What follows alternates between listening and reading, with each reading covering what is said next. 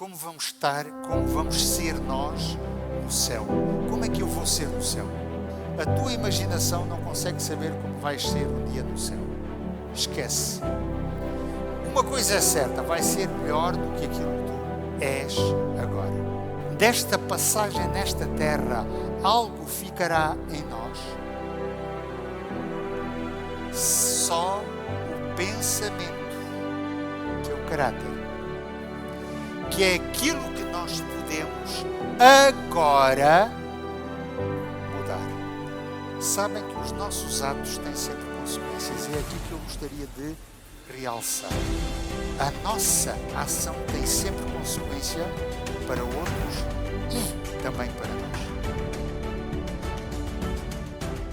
Quero saudar todas as nossas irmãs e irmãos aqui presentes, saudar todos aqueles que também nos seguem, aqueles que estão ligados conosco, e suplicar que o Espírito Santo possa abrir o nosso entendimento e que possamos aprender um pouquinho mais da sua palavra. E que seja Jesus a falar e não eu. Escolhi um tema que pode ser um pouco polémico. Como vamos estar, como vamos ser nós no céu? Como é que eu vou ser no céu? Há uma condição inevitável, tem que lá estar. Senão não vou saber como é que sou. Mas já alguém pensou como será um dia no céu? Não será o céu, como serei eu no céu. Para isso temos que, penso eu, abordar alguns temas que vamos tentar juntos abordar. Vamos ver uma coisa.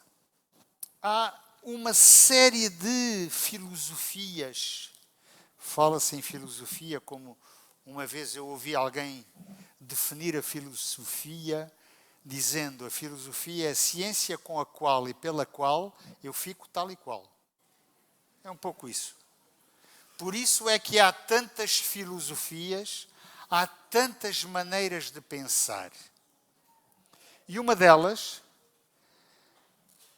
baseada, enfim, no pensar grego, diz o seguinte: pelo meu esforço, poderei atingir um estado de felicidade eterna, perfeita, libertar o meu corpo físico do potencial espiritual que tenho dentro de mim. Ora, isto para mim já levanta uma série de perguntas, mas poderei eu separar o corpo do espírito? Eu? Estou a falar de mim. E sabem que hoje em dia há uma série de correntes dentro da religião que dizem isto, que pensam isto. Só assim poderemos atingir o ideal e a perfeição. Vamos um bocadinho à Bíblia ver o que é que ela diz. Vamos ao capítulo 1 do livro de Gênesis. Vamos ler alguns versículos, sobretudo a parte final do versículo. Primeiro, o versículo 10. E viu Deus que isso era bom. O que é que foi bom na conclusão de Jesus? De Deus. O que Ele criou no primeiro dia era bom. Entra um segundo dia, Deus continua a sua obra de criação e no versículo 12 diz o seguinte: viu Deus que isso era bom. Vem o terceiro dia, a obra da criação de Deus continua, não vamos entrar aqui em detalhes, mas eu gosto da conclusão, versículo 18. Viu Deus que isso era bom. Continua o quarto dia, Deus continua a criar, a única coisa que Ele sabe fazer é criar e depois sustentar aquilo que cria. Versículo 21, conclusão de Deus. Viu Deus que isso era bom. Continua a sua criação no quinto dia, e vemos o seguinte, no versículo 25. E viu Deus que isso era bom. Pronto. Tudo está criado de forma a que possa vir uma criação mais, porque Deus não para. Até criou o sexto dia. Nesse sexto dia, vai criar algo de um bocadinho diferente. É um animal, ou um ser animal, é um animal, que Deus cria e diz que é a sua imagem e semelhança. O versículo 2 o capítulo 2 dá alguns detalhes melhores nesta criação. Deus faz manualmente qualquer coisa. Até ali falou, agora faz. Há qualquer coisa de diferente. Há talvez uma ligação um bocadinho diferente. Primeiro cria o homem e depois pratica a primeira cirurgia plástica e reconstrutiva, e reconstrói a sua companheira, a mulher. Deus precisava de ir buscar algum outro pedaço para criar o homem e a mulher? Ele precisava? Não. Mas porquê que ele toma esta ação? Por uma razão muito simples. Porque ele quer aproximar-se mais. Por isso se dobra sobre a criatura e faz. Quando acabou esta criação, no versículo 31 vemos a conclusão de Deus. Viu Deus tudo o que tinha feito, quer seja pela palavra, quer seja pela ação. A sua conclusão já não era bom. Era muito bom. Acham que este casal, Adão e Eva, quando começaram a ver o sítio onde estavam, o ambiente em que estavam integrados, ficaram contentes ou tristes? Eu imagino apenas, mas penso um pouco como eu estaria, eufórico. Não saberia mostrar como estaria contente. Tudo começou assim. A partir do capítulo 3 do livro de Gênesis até ao capítulo 20 do livro do Apocalipse, o que é que nós encontramos?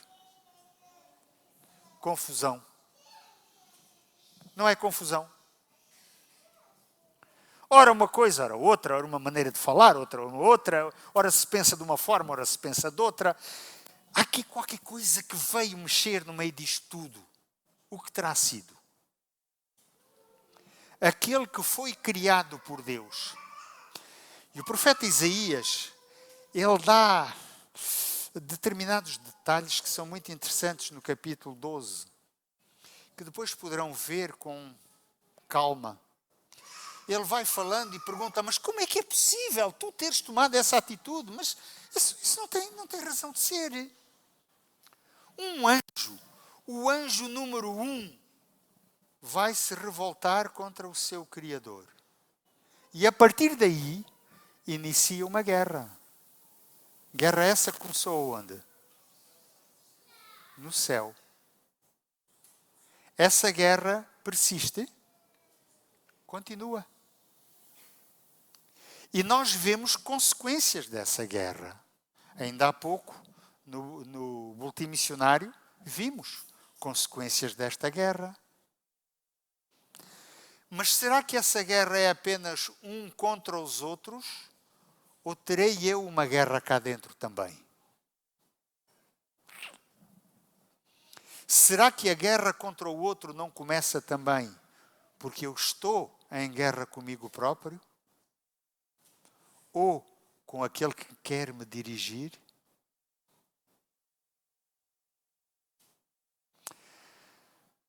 Deveríamos pensar muito mais sobre estes tipos de guerras que nós muitas vezes temos. Aquilo que eu quero, não consigo. Aquilo que eu quero dizer, muitas vezes não consigo. E muitas vezes o que digo não é o que eu gostaria, mas é o que vem por influências diversas. Esta batalha, esta guerra, continua hoje presente. E segundo o que a palavra de Deus nos diz, nós estamos progredindo nesta guerra para uma batalha terrível. Agora, temos que pensar como somos nós mesmos feitos. Gostaria de lermos alguns textos do apóstolo Paulo em 1 Coríntios, capítulo 15.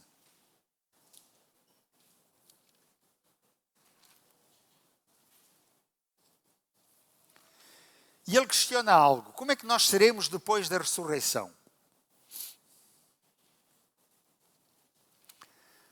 Vamos ler a partir do versículo 35 até o versículo 38. Mas alguém dirá, diz a minha versão, como ressurgirão os mortos? Ou seja, como é que vão ressuscitar? E com que corpos eles vão ressuscitar? O apóstolo Paulo diz, insensato. O que quer dizer um insensato? Não sabes pensar? Não tens coerência? Pensas pela cabeça dos outros? O que tu semeias não é vivificado se primeiro não morrer. Ou seja, até uma sementezinha que cada um de nós já teve a oportunidade de semear num sítio qualquer, primeiro temos que a enterrar. Só depois é que ela ressuscita. Ressuscita. É quase isso, já viram? Figurado, mas pode nos dar uma lição. É preciso primeiro morrer para depois ressuscitar. Ninguém é transformado sem morrer. Mau. Então não vai haver pessoas que vão sobreviver ao conflito final e que estarão esperando por Jesus na sua segunda volta? Claro que vai haver. Mas não serão os mesmos. Morreram como seres que eram e ressuscitaram como outros seres. É isto que o apóstolo Paulo quer dizer. No versículo 37, e quando semeias, não semeias o corpo que há de nascer, mas o simples grão, como de trigo ou de qualquer outra semente. Mas é Deus que lhe dá o corpo como quer, e a cada semente o seu próprio corpo. Ou seja, cada um de nós provavelmente continuará a ser diferente uns dos outros, dependendo da semente. Onde é que está o segredo então? Está na semente. Que semente sou? Que semente serei? O apóstolo Paulo continua nos versículos 42 a 44. Assim também é a ressurreição dos mortos. Semeia-se o corpo em corrupção e nasce como caiu, como foi semeado. O que acontece? É ressuscitado em incorrupção. Semeia-se em ignomínia. O que é ignomínia? Imaginem uma coisa má. É pior. Ignomínia é um indivíduo que não quer saber nada, nem de si próprio, quanto mais dos outros. Sabem que nós, infelizmente, hoje temos tantos exemplos práticos disso. Eu vou-vos contar alguns exemplos só para nós pensarmos um pouco. Ora bem, estávamos no versículo 2.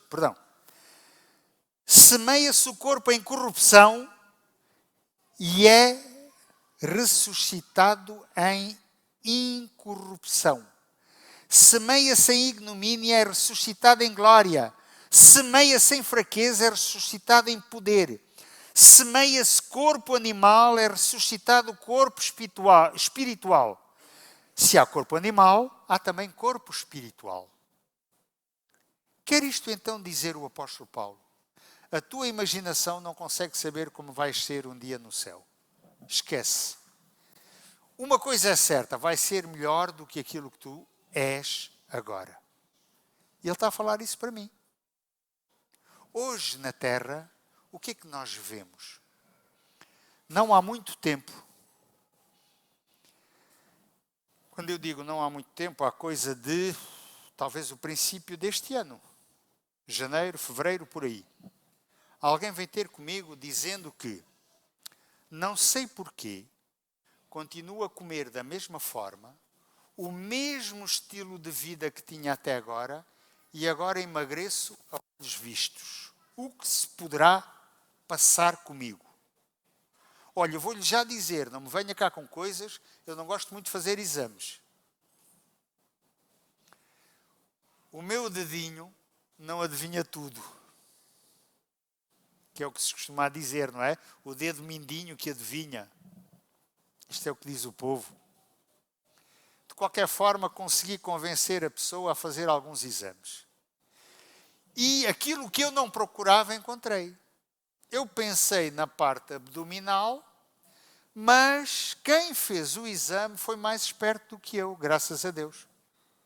Por isso é que nós deveríamos ser uma equipa, já repararam? Em tudo. Até na nossa profissão. Formar equipas. E atingiu uma área que mostra algo de muito suspeito. Voltei a ver essa pessoa, nunca mais ouvi falar nele. Entretanto, por causa dos exames que tinha feito, esqueci-me deste detalhe, pouco tempo depois veio mostrar, eu suspeitei de algo assim de mais sério, então encaminhei-o para uma consulta de especialidade. E depois, o que acontece quando nós encaminhamos para alguém que está um pouco acima é que nunca mais sabemos nada daquilo. É o mais habitual. Mas esta pessoa veio ter comigo há coisa de nem uma semana.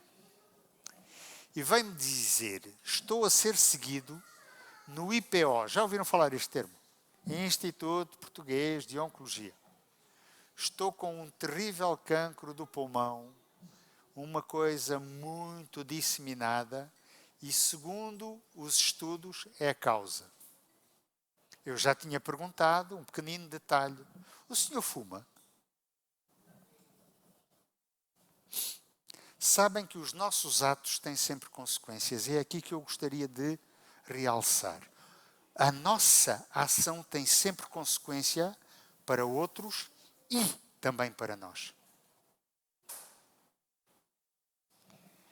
É isto que o apóstolo Paulo está a dizer. Nós por nós, zero, esqueçam.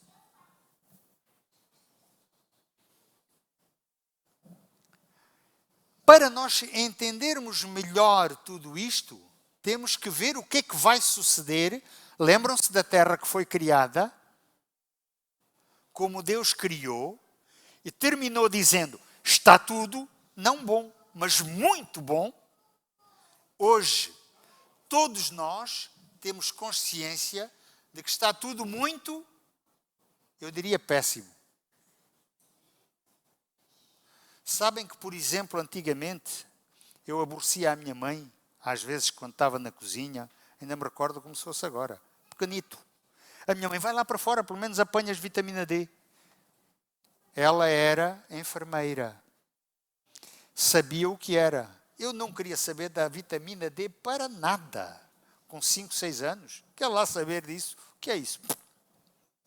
Queria era andar a subir as árvores, cair, andar às cabeçadas aqui e ali, correr, saltar, beber a água que corria ali no riacho mesmo, quase à porta de casa. Era isso que eu queria.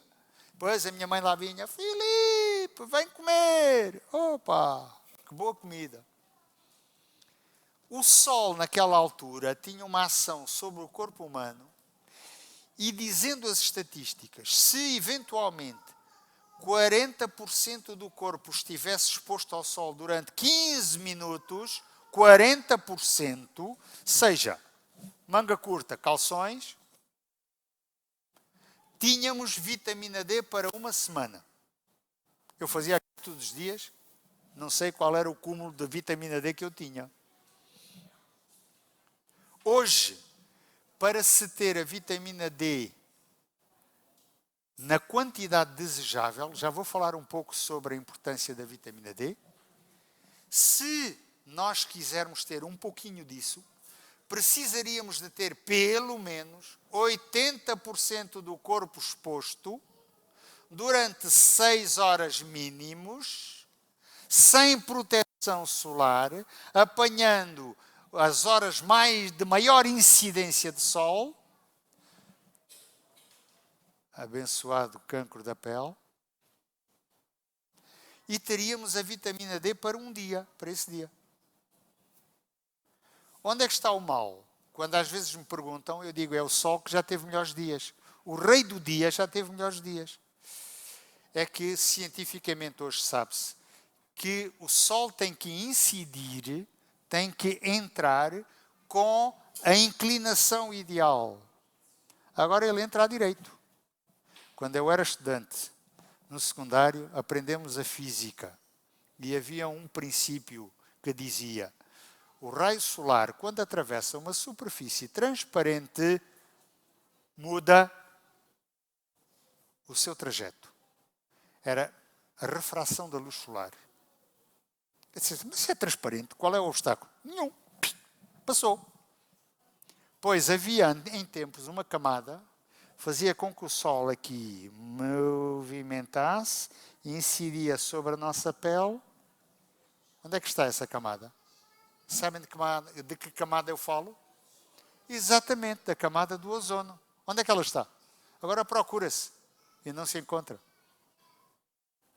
E como é que isto apareceu? Só estamos a dar um exemplo prático. Como é que isto aconteceu? Por que esta camada emigrou? Emigrou? Não emigrou. Desapareceu, o que é bem pior. Por ação de quem? Lembram-se do tal enganador? O tal que um dia foi expulso do céu, ainda tentou entrar lá uma vez, lembram-se? O que estás aqui a fazer? Foi o que Deus lhe diz. Rua daqui, nunca mais cá voltas. Ficas circunscrito a esse planeta. Um planeta que nós conhecemos, chamado Terra. Meus irmãos, tudo isto é consequência do mal. Tudo o que nós vemos hoje é consequência do mal. Agora, se é assim, como será o céu? Vamos ler em Isaías, capítulo 65, versículo 17. Isaías 65, 17.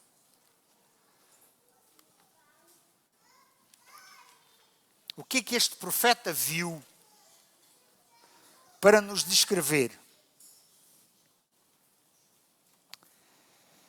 Vede, eu crio o quê? Novos céus e nova terra. Mas olhem a segunda parte deste versículo. Não haverá mais lembrança das coisas passadas, nem mais se recordarão. E o verso que foi lido inicialmente, recordam-se? Apocalipse 21, 1. Vamos reler o que Deus diz através do seu profeta João. Eu vi um novo céu e uma nova terra, pois já o primeiro céu e a primeira terra passaram e o mar já não existe. Meus irmãos, será uma nova terra como esta que nós temos agora? Graças a Deus que não. Será recriado, tudo recriado. Nós também seremos recriados. Mas será que vamos levar alguma coisa daqui? desta passagem nesta terra, algo ficará em nós? Só o pensamento, que é o caráter, que é aquilo que nós podemos agora mudar. A vida na terra, na nova terra, existirá, continuará a existir, agora sem limite. Agora não haverá morte. Eu costumo sempre dizer, há sempre uma segunda oportunidade.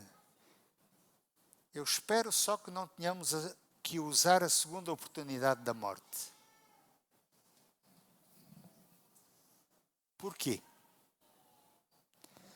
Aquele que participará na segunda morte não vai ressuscitar mais. Quando é que esta morte acontecerá? Esta segunda. A primeira é a morte que cada um de nós está sujeito a hoje. Quem me garante aqui, a mim, que eu agora não posso morrer? Claro. E sabem que o último pensamento que nós temos é o primeiro que nós vamos também manifestar? O que é que fica gravado? É o nosso pensamento. Que controle tenho eu do meu pensamento? O que é que eu faço com este meu pensamento? Como estou eu a moldar o meu pensamento agora? Há muita coisa a mudar? Começo por mim. Imensa coisa a mudar. Se eu não começar já hoje, não sei se tenho tempo de mudar.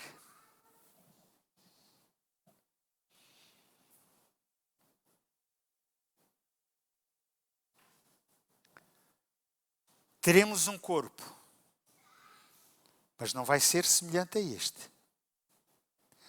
Vai ser semelhante aos primeiros corpos que Deus criou, do homem e da mulher. Aí sim. Antes do pecado. Isto é restaurar, recriar. Seremos recriados fisicamente.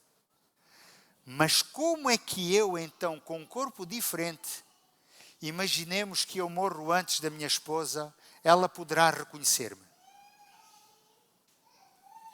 Qual é o único meio que alguém outro poderá ter para reconhecer os outros? Não é pelo seu corpo.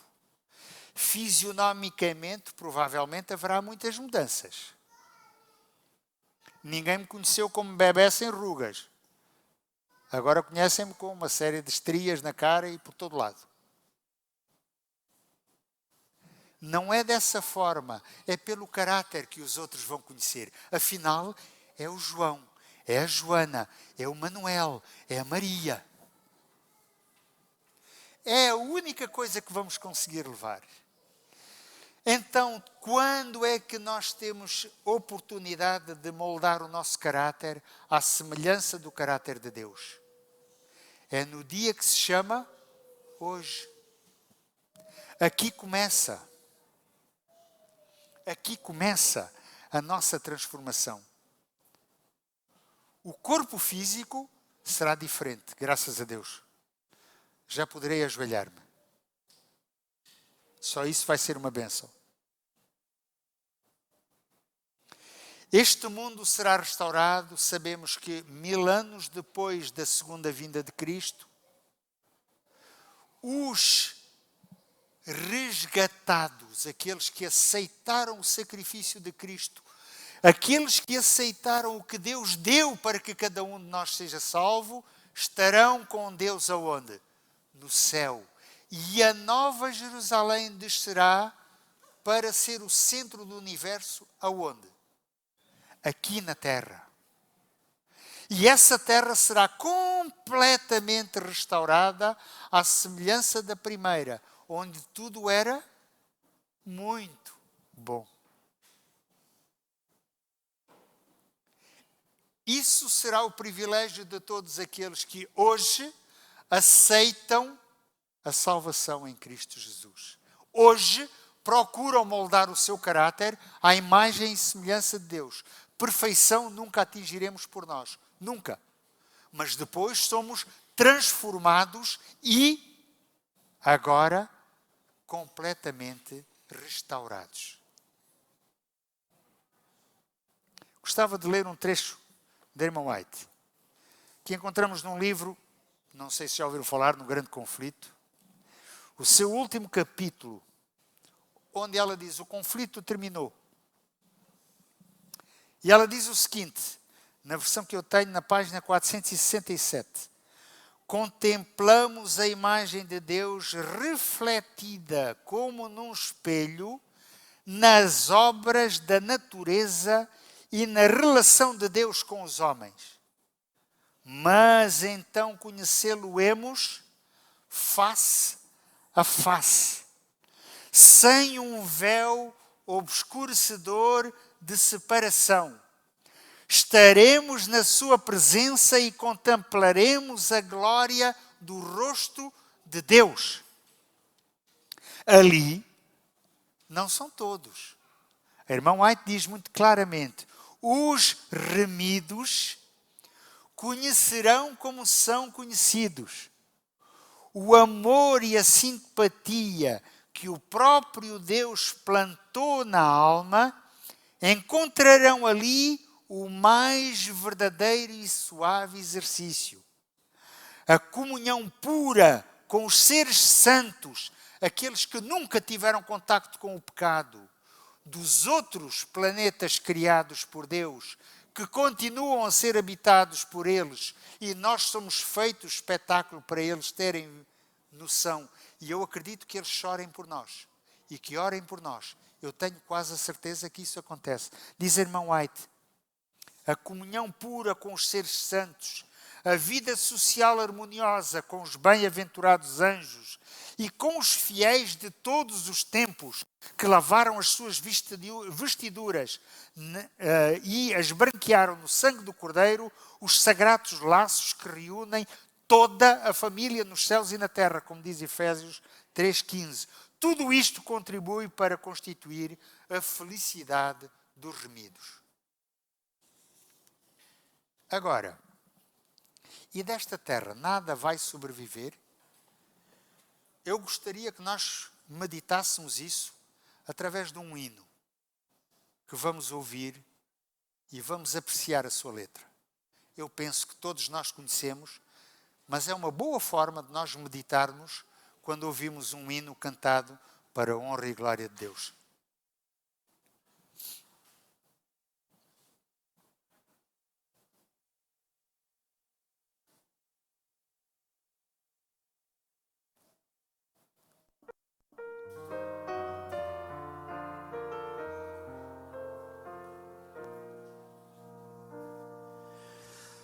Quanto anseio encontrar Jesus,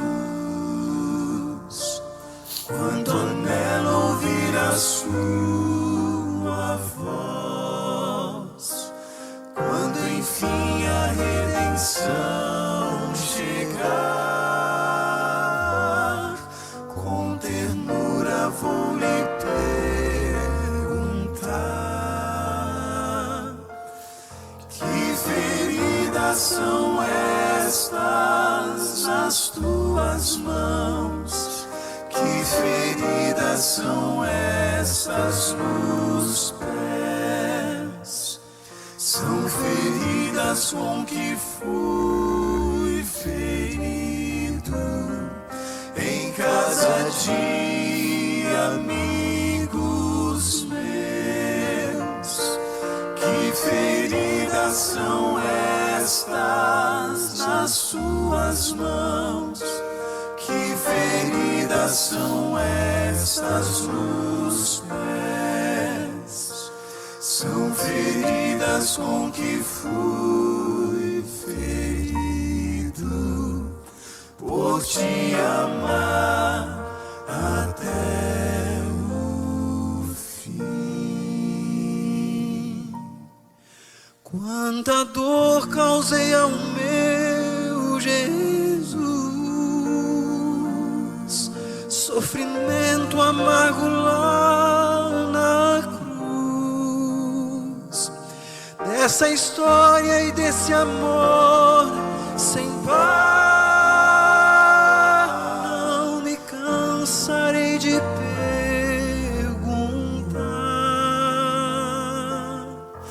que feridas são estas nas tuas mãos?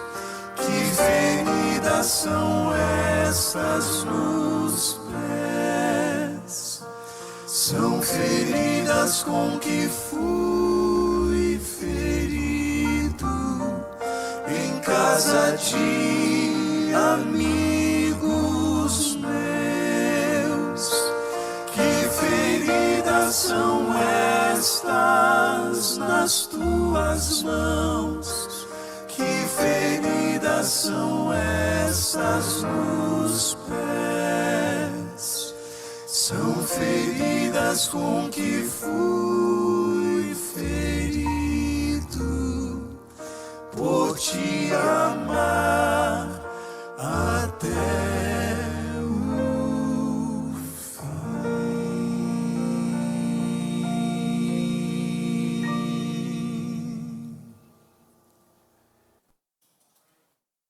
A irmã White diz no mesmo livro o seguinte: apenas uma lembrança permanece. O nosso Redentor conservará para sempre os sinais da sua crucifixão. Na sua fronte ferida pela coroa de espinhos, no seu lado pela espada, nas suas mãos e nos seus pés pelos pregos, estão os únicos vestígios da obra cruel que o pecado efetuou. Diz o profeta contemplando Cristo na sua glória em Abacuque 3:4. Da sua mão saem raios brilhantes, o seu lado ferido, de onde flui o coração. Da sua mão saem raios brilhantes que mostram o poder que nela se esconde. As suas mãos, o seu lado ferido, de onde flui o sangue que reconciliou o homem com Deus. Ali está a glória do Salvador, ali está o poder que nele se esconde, poderoso para salvar mediante o sacrifício da redenção. Ele foi, portanto, poderoso para executar justiça sobre aqueles que desprezaram a miséria de Deus. E os sinais da sua humilhação são a sua mais elevada honra. Através da eternidade, os ferimentos do Calvário proclamarão o seu louvor e declararão o seu poder. Imagina o poder